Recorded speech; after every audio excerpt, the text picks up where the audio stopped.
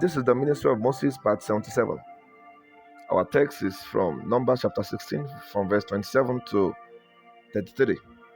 In verse 27, the Bible revealed that Korah, Dathan, and Abiram stood alone with their children, wives, and their properties. The congregation that were formerly surrounding them had left. There is a lesson to learn from here.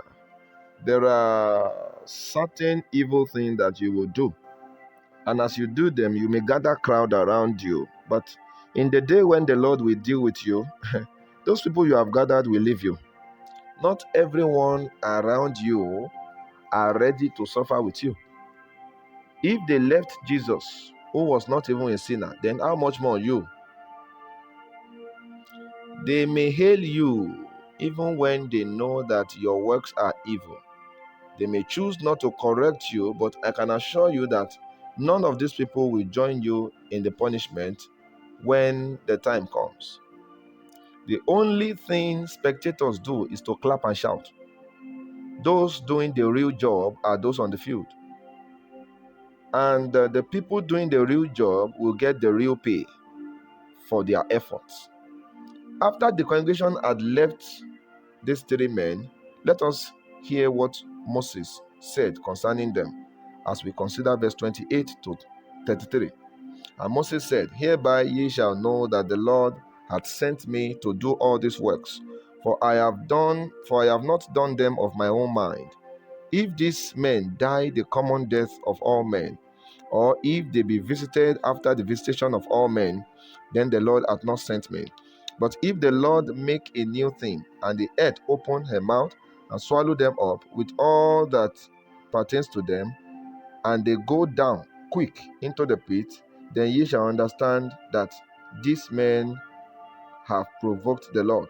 And it came to pass, as he had made an end of speaking all these words, that the ground cleaved asunder that was under them, and the earth opened her mouth and swallowed them up, and their houses, and all the men that pertains to Korah, and all their goods.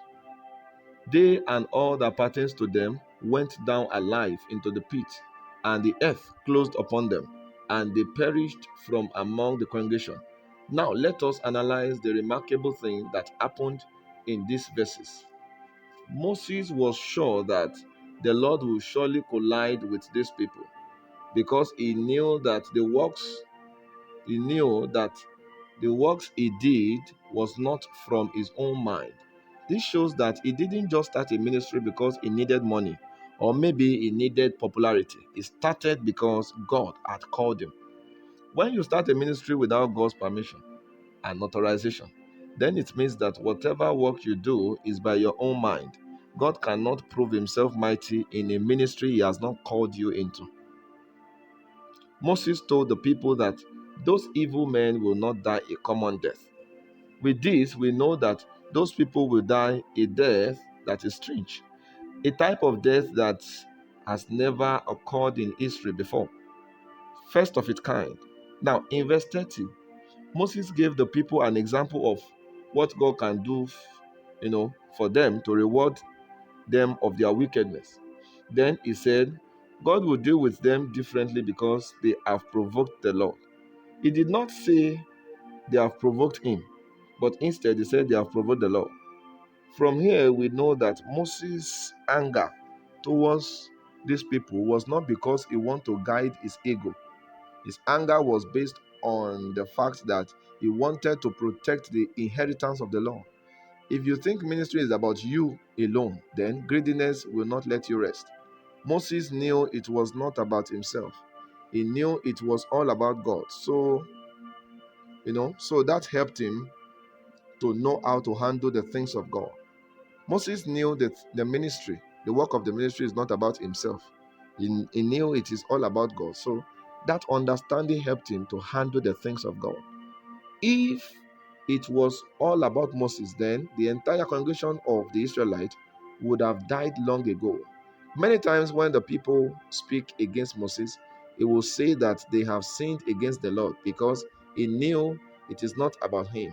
Sometimes God will want to kill the entire congregation and spare only him, but he will say no and still intercede for the people because he knew that it is not about him but about God. If you are a minister and you always love to think about yourself, then you may end up becoming guilty, because instead of feeding the sheep and nurturing them to grow, you may end up feeding on them and killing them for your own survival. In verse 31, the Bible revealed that immediately he finished speaking, that exact thing he spoke about happened. Meanwhile, Moses was not asking God to make the ground swallow them up. He was only saying that is, one of the things that God is likely to do. Now, there are certain people, he was just saying, okay, because of the kind of sin these people have committed, God may now choose to do something that is strange. And one of the things that is strange, that has never happened before, that God may choose to do, is that the ground may open its mouth and swallow them up. And that was the exact thing that God did. You see, there are certain people that have entered so deeply into God that even their jokes, God takes it serious. I heard of a man of God that was at home, and someone who was to bring water to him was playing around. And when that person finally brought the water, he said to him, "Why are you acting like a madman?" And on the spot, that person became mad. He had to conduct another prayer section for deliverance so that the boy can recover. Such men are like Moses. They are men of stature. The ground swallowed them, their children, their wives, those that were with them, and even their properties, such as houses and so on. This shows us that the things of an ungodly person is abominable before the Lord. So God did not only make the ground swallow them, He also made the ground to swallow all that they have gathered. So you are not don't manage ungodliness, because the things you gather in ungodliness is abominable before the Lord. They implicated their family in the consequence of their action. What you do matters. Don't set up your people for an evil consequence just because you have chosen to dip your hands into sin. This is the wisdom of God. Don't sell it.